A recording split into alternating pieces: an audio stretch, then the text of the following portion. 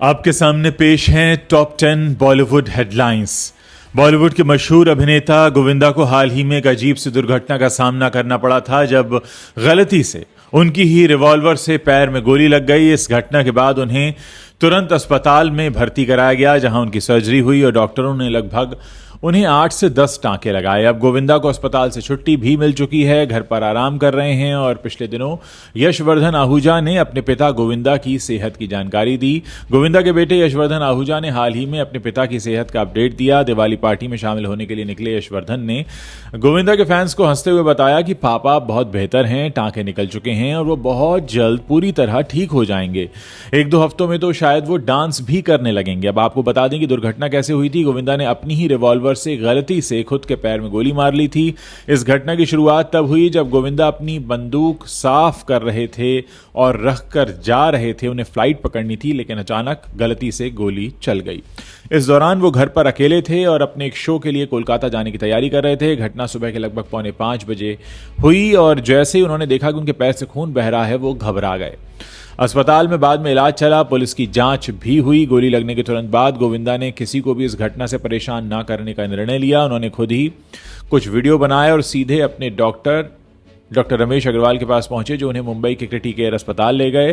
Doctor Agarwal ने उनकी चोट की गंभीरता की पुष्टि करते हुए बताया कि पैर पर गहरा घाव था जिस पर टांके लगाने पड़े। अब पुलिस भी इस मामले की पूरी जांच कर रही है और गोविंदा ने खुद इस पूरे मामले का खुलासा किया था। उन्होंने कहा था कि शुरू में मुझे खुद ही समझ में नहीं आया कि हो क्या गया। ऐसा लगा जैसे किसी और के हाथ से गोली चली हो, पर जब दर्द महसूस हुआ तो एहसास हुआ कि यह सब सच में हुआ है। गोविंदा ने बताया कि इस घटना के बाद वो चौंक गए और उन्हें इस घटना पर विश्वास ही नहीं हो रहा था। सिंघम अगेन की 3 कमजोर कड़ियां सामने आई हैं। जैसे जैसे इसकी रिलीज की तारीख नजदीक आ रही है, हर किसी का कहना है कि फिल्म एक कमजोर फिल्म होने वाली है। तो 3 कमजोर कड़ी क्या हैं सिंघम अगेन की, वो मैं आपको बताने जा रहा हूं। ये तीनों जो कमजोर कड़ी हैं, इन्हें हम जानते हैं टाइगर श्रॉफ, अक्षय कुमार और अर्जुन कपूर के नाम से। इन तीनों ही स्टार्स का, सो कॉल्ड स्टार्स का करियर पटरी से उतरा हुआ है। टाइगर, अक्षय और अर्जुन को एक अदद हिट की तलाश है। आइए आपको इनका एक छोटा सा रिपोर्ट कार्ड हम बता देते हैं। अक्षय कुमार, खिलाड़ी कुमार लंबे वक्त से एक हिट फिल्म की तलाश में हैं। हालांकि साल 2023 में आई ओ माई गॉड 2 उनकी सुपरहिट साबित हुई थी, लेकिन ये फिल्म अक्षय कुमार की कम थी और पंकज त्रिपाठी की ज्यादा थी। फिल्म को हिट बनाने का असली काम पंकज त्रिपाठी का था। OMG 2 के बाद Akshay Kumar back to back 4 फिल्में फ्लॉप दे चुके हैं। इतना ही नहीं, अक्षय ने तो एक के बाद एक 11 फ्लॉप फिल्में भी दी हैं। इसके अलावा बड़े मियाँ छोटे मियाँ उनके करियर की सबसे महंगी और सबसे बड़ी फ्लॉप फिल्म थी। टाइगर श्रॉफ की बात कर लेते हैं। टाइगर श्रॉफ ने साल 2014 में हीरोपंती से इंडस्ट्री में कदम रखा था। उनकी हीरोपंती पहली फिल्म तो चल गई, लेकिन उनकी दूसरी ही फिल्म बागी सेमी हिट रही। अपने 10 साल के करियर में टाइगर ने 11 फिल्मों में काम किया है, जिसमें फ्लॉप ज्यादा है और हिट कम है। लोग कहते हैं उन्हें डायलॉग बोलना नहीं आता, लोग कहते हैं उन्हें एक्टिंग करनी नहीं आती, वो सर्कस में काम करने वाले हीरो जैसे लगते हैं। और 2022 से लेकर अभी तक टाइगर ने कुल 3 फ्लॉप फिल्में दी हैं और उन्हें भी एक अदद हिट की तलाश है। अर्जुन कपूर, साल 2017 के बाद से अर्जुन कपूर ने 8 फ्लॉप फिल्में दी हैं। हालांकि उनकी पिछली फिल्म द लेडी किलर बड़ी डिजास्टर साबित हुई थी। 12 साल के करियर में अर्जुन कपूर ने 16 फिल्मों में काम किया है। पिछले 12 सालों में उन्होंने महज 2 हिट फिल्में दी हैं और 2 सेमी हिट फिल्में दी हैं। अब उन्हें सिंघम अगेन में विलन की जिम्मेदारी देना रोहित शेट्टी पर भारी पड़ सकता है। अरशद वारसी ज्यादातर कॉमेडी फिल्मों के जरिए दर्शकों का मनोरंजन करते हैं। जल्दी वो अक्षय कुमार के साथ जॉली LLB 3 में दिखाई देंगे। इस फिल्म में भी दर्शकों को उनका कॉमिक अंदाज देखने को मिलेगा। हाल ही में इस फिल्म से जुड़ी बातचीत के दौरान उन्होंने स्त्री 2 की खूब तारीफ की। उनका कहना है कि यह फिल्म देखकर उनका पैसा वसूल हो गया। अरशद वारसी ने इस इंटरव्यू में कहा कि मैंने जब फिल्म स्त्री 2 देखी तो यह फिल्म मुझे खूब पसंद आई। ये कमाल की फिल्म है। मुझे लगा कि यह फिल्म देखकर मैंने अपने पैसे का सही इस्तेमाल किया। इसके अलावा मुझे इस फिल्म में राजकुमार राव बहुत अच्छे लगे, वो बहुत ही अच्छे अभिनेता हैं। हापा बाजार के साथ हुए एक इंटरव्यू में विकी कौशल ने बताया है कि चिंता के लिए सबसे अच्छी रेमेडी यह है कि इसे एक्सेप्ट कर लिया जाए।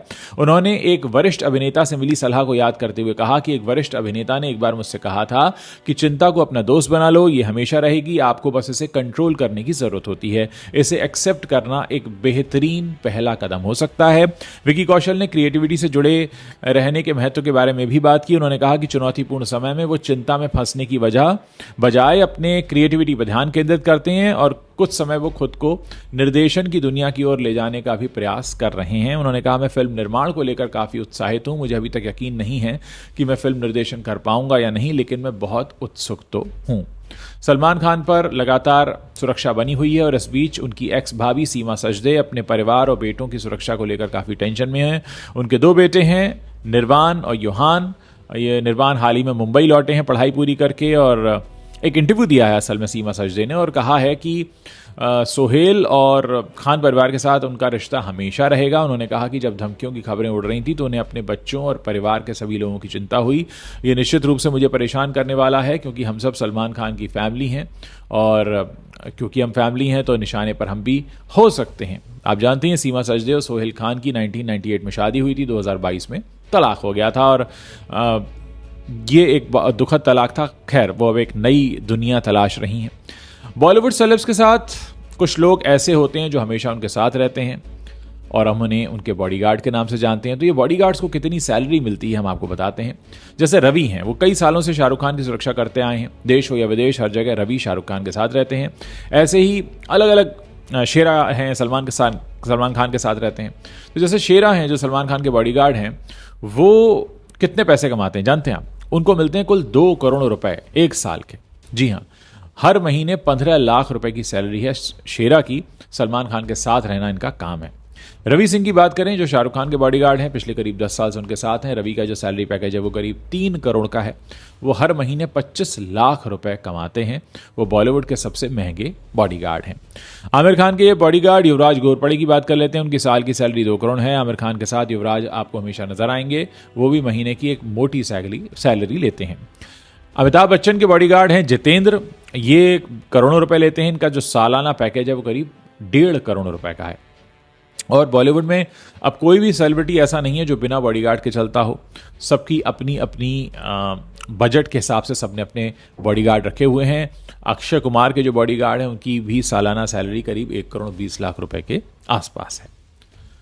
OTT पर हंगामा बचाने के लिए तैयार है जूनियर NTR की नई फिल्म। जी हां, जूनियर NTR, जानवी कपूर और सैफ अली खान की फिल्म देवरा पार्ट 1 ने 27 सितंबर को सिनेमाघरों में रिलीज के साथ बहुत शोर मचाया था। हालांकि बॉक्स ऑफिस पर इसकी शानदार ओपनिंग के बावजूद कमाई तेजी से गिरी। फिर भी फिल्म को दर्शकों ने इसकी शानदार सिनेमेटोग्राफी, इसके ग्रैंड सेट्स और VFX के लिए सराहा।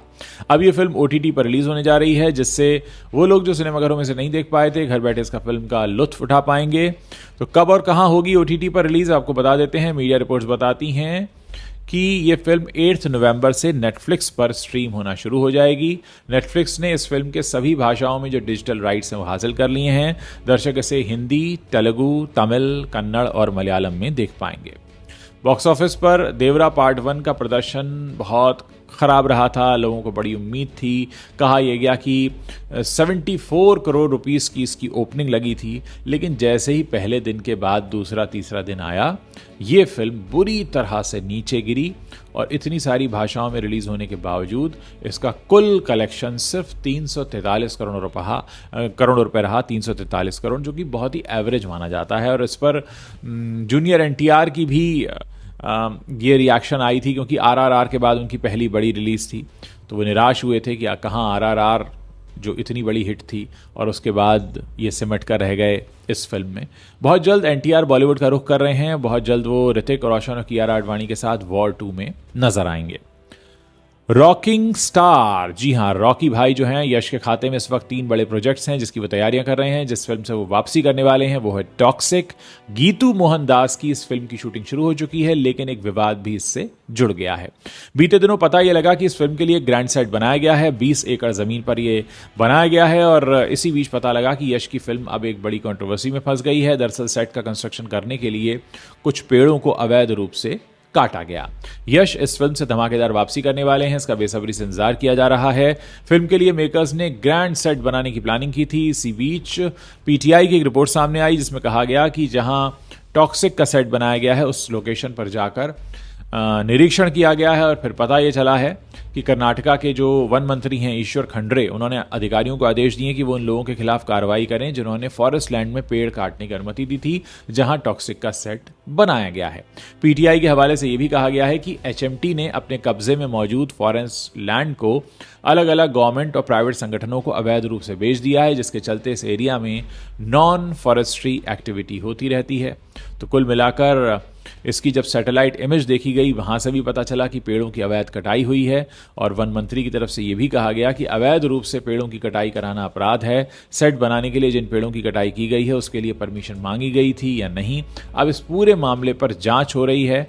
फिलहाल तो इस फिल्म की शूटिंग पर इस जांच का कोई असर नहीं पड़ा है, लेकिन कंट्रोवर्सी तो जुड़ ही गई है।